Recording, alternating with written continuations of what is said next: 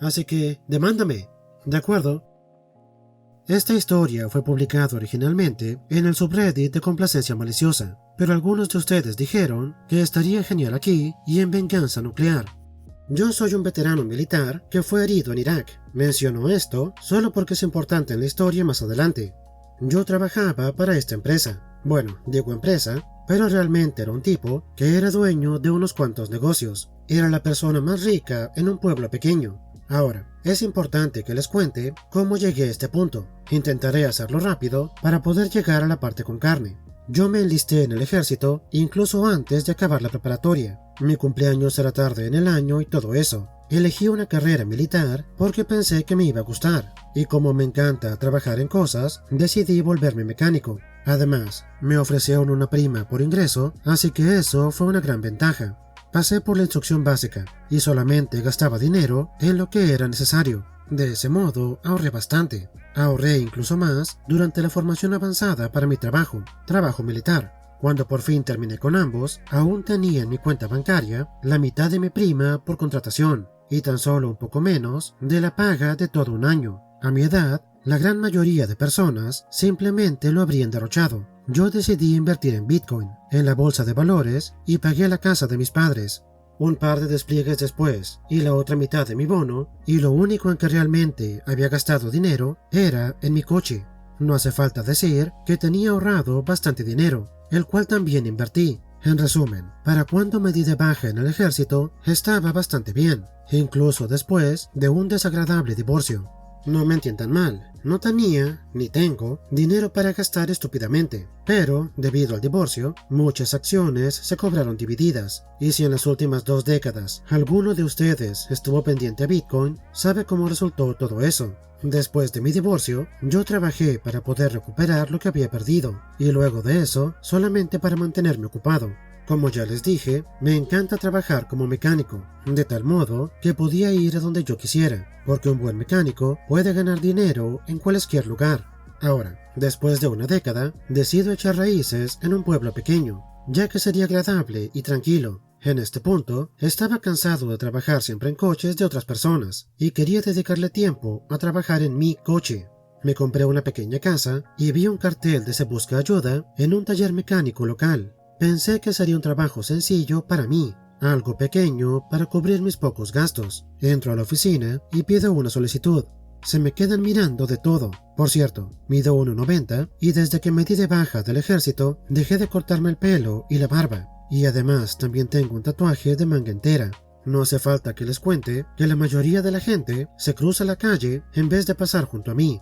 Cuando fui a entregar la solicitud, Sue, la contadora, me hizo un par de preguntas y se dio cuenta que en el formulario había marcado que era veterano y puso una marca en mi aplicación. Más tarde, ese mismo día, Sue me llama por teléfono para preguntarme si puedo ir a la oficina y conocer al propietario. Llamémoslo Peter. Yo acepté. Sue me explica que Peter estará ahí en 1 hora y que si llego para entonces podremos hablar del puesto. Me presento con Peter, el cual se sorprende un poco al verme. Pero nos ponemos a hablar y mi encanto sureño lo convence.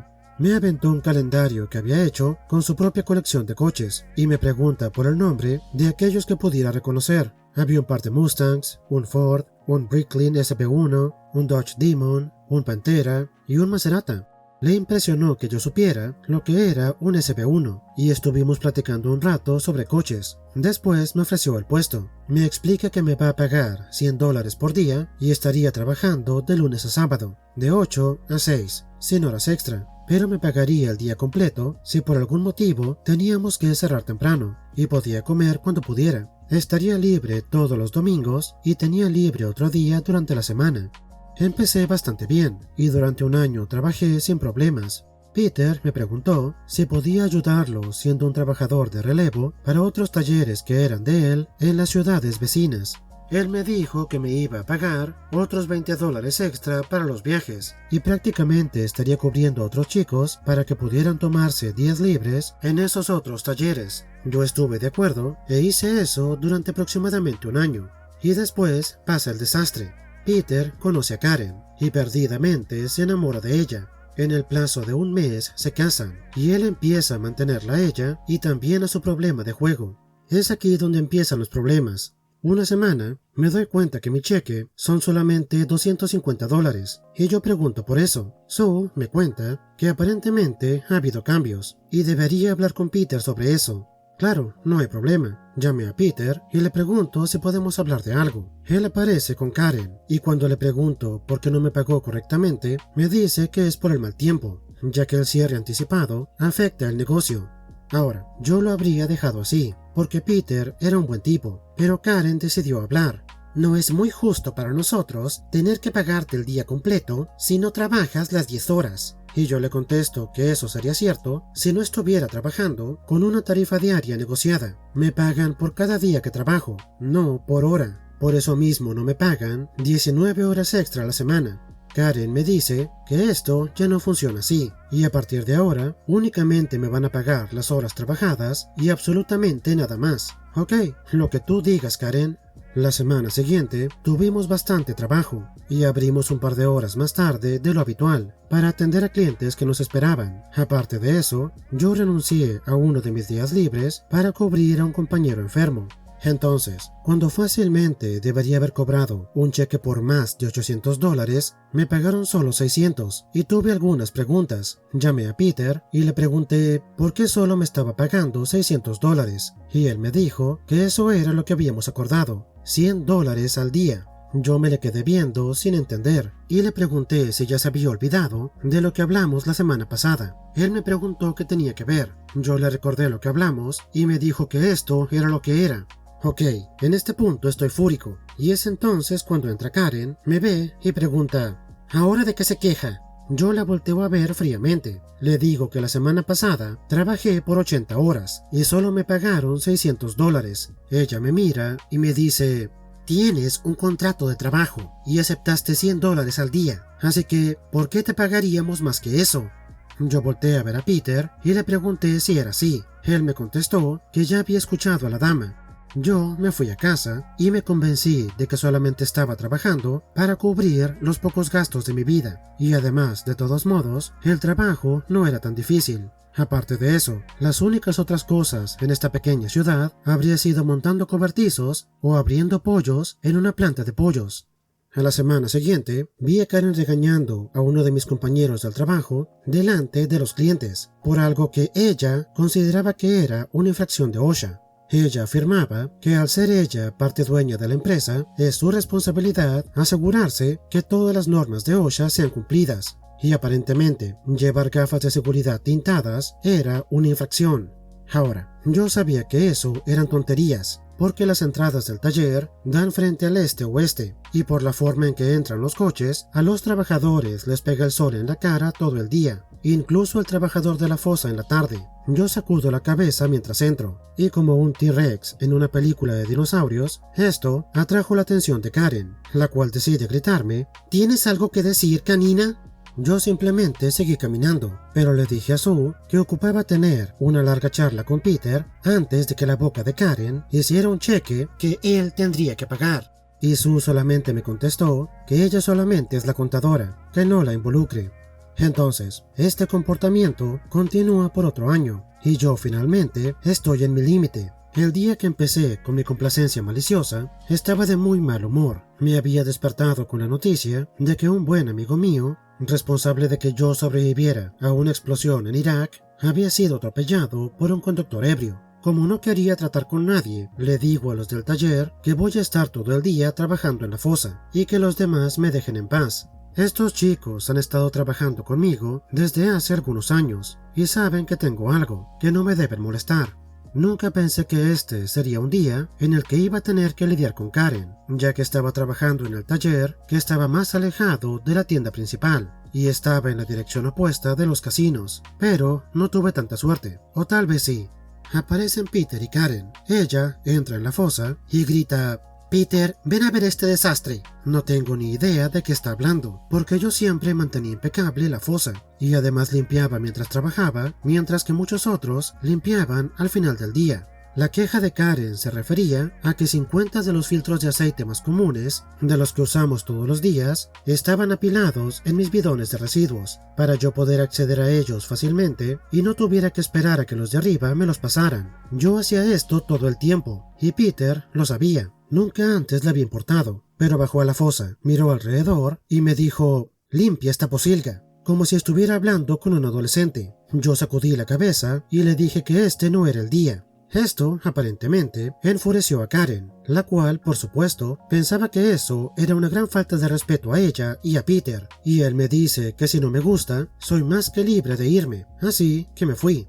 Ahora, no se espanten, la historia todavía no termina. Esto solamente es el primer aleteo de las alas de una mariposa que inició una enorme tormenta. Al día siguiente, Peter me llama y pide que pase por la tienda principal camino a casa. Yo estaba pensando que iba a disculparse por lo que pasó el día anterior, pensando que uno de mis compañeros podría haberle mencionado por qué estaba tan tenso. Pero no era nada de eso. Peter me había llamado para informarme que durante los próximos 6 meses estaría en un periodo a prueba por mis acciones, y durante esos 6 meses solamente me iba a pagar $50 al día, y tampoco me pagaría los $20 extra que me daba por trabajar en otros talleres. Yo le pregunto si habla en serio, y si seriamente ha considerado lo que está haciendo. Es entonces cuando Peter mostró sus verdaderos colores. Me dice que tengo suerte de que no me haya despedido por mi constante falta de respeto hacia él y a su copropietaria, Karen, y que si él no tuviera lástima por mí, al ser un veterano discapacitado que estaba batallando económicamente, me habría despedido hace mucho tiempo. En ninguna ocasión había hablado de mis finanzas con nadie que trabajara para Peter, y él pensaba que estaba quebrado y desesperado, basándose únicamente en mi apariencia. Algo dentro de mí se rompió y empecé a reír. Él me preguntó qué era tan gracioso. Yo me puse de pie con mi altura completa y me acerqué a él como un sargento gritón, a punto de darle algunos consejos pared contra pared. Y le dije que tiene que volver a considerar sus opciones de vida y a quién elige para hacer negocios. Peter entonces me dice: «¿Y qué vas a hacer? ¿Demandarme o algo? Pues adelante. Si acaso crees que te puedes permitir tal lujo, te pago como $1000 al mes. Sé lo mucho que ocupas este empleo».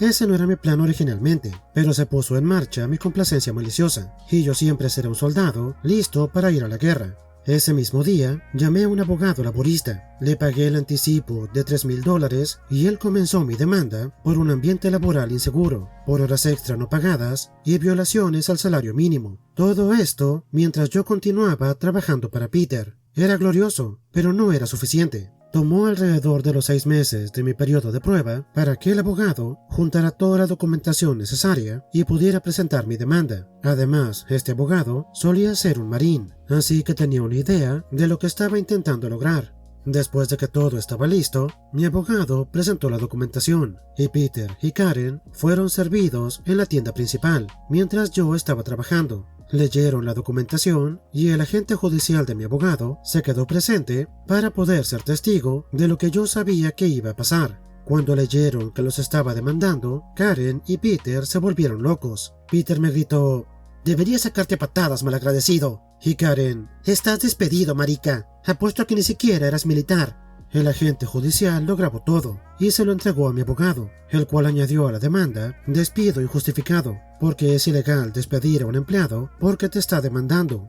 Al día siguiente, abrí mi propio taller mecánico y lavadero de autos, y empecé a contratar a mis antiguos compañeros de trabajo, con un sueldo más alto y comisiones. Ellos también querían unirse a la demanda, y mi abogado estaba más que feliz de añadirlos. Entonces, 2 años más tarde, después de varias citaciones para obtener los videos de seguridad de los talleres, los libros de contabilidad de los últimos 5 años y los testimonios jurados de mis compañeros, finalmente vamos a una mediación, en la cual nos ofrecen unos míseros $50,000, divididos entre los 15 de nosotros. Esa cantidad no bastaba ni para cubrir las horas extra no pagadas. Rechazamos la oferta y un helicóptero Apache vino para salvar el día. Lo mandó a la oficina de impuestos y se le fue entregado a mi abogado debido a una solicitud de todos los documentos fiscales de la empresa. Verán, Peter manejaba cada uno de sus talleres como su propio negocio individual, cada uno de ellos con su propia identificación fiscal y un registro de empleo independiente. Peter y Karen pensaron que sería inteligente pedir un crédito fiscal por emplear a un veterano. en cada uno de los 6 talleres. Además, en su solicitud, declararon que habían contratado a un veterano a tiempo completo, el cual trabajaba un mínimo de 36 horas por semana, a $12 la hora. Verán, cuando una empresa contrata a un veterano, el gobierno les concede un descuento fiscal. Con esto en su poder, en la siguiente mediación, mi abogado le presentó los informes a su abogado y también al mediador, y después de una rápida charla de 20 minutos, Karen y Peter volvieron a la sala y aceptaron llegar a un acuerdo, pagando $400,000 en horas extra no pagadas, para repartir entre los 15 de nosotros, más los gastos legales y un acuerdo personal por la demanda de despido injustificado. Un total de $20,000 por cada tienda en la que yo figuraba como empleado, además de los salarios no pagados por los 6 meses en los que solamente cobré $5 por hora. Lo único que ellos pidieron era que todo el mundo involucrado aceptara una orden de silencio para que nada de esto saliera de la mesa de mediación. Por supuesto, firmamos, y todo el mundo cobró los cheques, pero, de alguna manera, toda la documentación fiscal llegó a la persona correcta, y la oficina de impuestos decidió auditar a Karen y a Peter. Se les abrió una investigación por fraude fiscal. Terminé vendiendo el taller que abrí. Se lo vendí a los chicos que se unieron a la demanda. Cada uno me pagó $8,000 y yo me lavé las manos de él. Puse mi casa en venta y después me mudé. Tuve que volver 8 meses más tarde, porque la persona encargada de cuidar el césped aparentemente había sido arrestada, y el patio tenía un par de meses sin ser cortado, de modo que la ciudad me informó que me iban a multar con $100 al día hasta que la casa estuviera a código. De tal modo que fui yo mismo a cortar el césped, y mientras estaba en el pueblo, decidí hablar con mi agente de bienes raíces para ver si había algo que se pudiera hacer sobre el mantenimiento del jardín, y al entrar en la oficina, ¿a quién veo si no es a Sue, sentada lindamente en la mesa de recepción? Ahora, ella no podía hablar lo bastante rápido como para contarme todo lo que había pasado, y fue perfecto. Lo que yo pensaba era un helicóptero Apache era más bien una bomba atómica. Peter se había declarado en bancarrota para intentar no quedarse en la quiebra después de hacer un acuerdo de libertad condicional por el delito de fraude fiscal y el pago de 1 tonelada de impuestos no pagados. Karen simplemente lo dejó y se fue con un tipo que conoció en un casino. Le pregunté a Sue si acaso ella sabía quién era la persona que había denunciado el fraude fiscal a la oficina de impuestos y qué había pasado con los coches de Peter. Ella me dijo que no tenía ni idea, pero que antes de irme le echara un vistazo al estacionamiento detrás de la agencia de bienes raíces. En mi camino de salida, eché un vistazo detrás de la oficina, y ahí mismo estaba sentado un SB1 color verde brillante. Al parecer, Peter rápidamente empezó a vender sus coches muy baratos con la esperanza de recomprarlos después de declararse en bancarrota. Hasta el día de hoy, todavía no tengo idea de quién, si es que fue alguien, entregó los documentos a la oficina de impuestos. Mi teoría personal es que quien sea que era el encargado de recopilar todo en primer lugar, notó algo extraño en los documentos y simplemente lo comunicó. Como sea que pasara, no podría haberle pasado a alguien más merecedor. Según lo que yo tengo entendido, en Estados Unidos, si tú informas de un fraude a la oficina de impuestos, la IRS, y ellos consiguen cobrar, legalmente te toca un porcentaje. Según el caso, es del 15 al 30% del total que ellos cobren. Ahora, no sé cuánto debía Pete, pero tomando en cuenta que era el más rico del pueblo y quedó en bancarrota, seguramente era una buena cantidad, y un porcentaje de eso sería una pequeña fortuna, así que cualquiera que supiera podía salir ganando. En los comentarios dicen que pudo ser el abogado de OP, ya que no le debe confidencialidad a un cliente que no es suyo, o sea Pete, pero eso implicaría ignorar la orden de silencio. También pudo ser Sue. Después de todo, ella era la contadora. Algo pudo sospechar. Personalmente, a cómo se dio todo esto, no me sorprendería que fuera Karen. Piénsenlo. Claramente solo estaba con Pete por su dinero. Se hace su compañera de negocios, después arruina sus talleres con sus pésimas prácticas de negocios, y como ya no tiene más dinero, le devuelve o le vende su parte del negocio, y en cuanto ya no está vinculada, lo denuncia, cobra el bono de la oficina de impuestos y se va al casino con su nuevo novio. Honestamente, siento que en todo esto, Pete es casi una víctima. Claro, todo esto fue su culpa, pero aún así, ya saben lo que dicen, no hay mayor constante en la naturaleza que la estupidez de un hombre enamorado,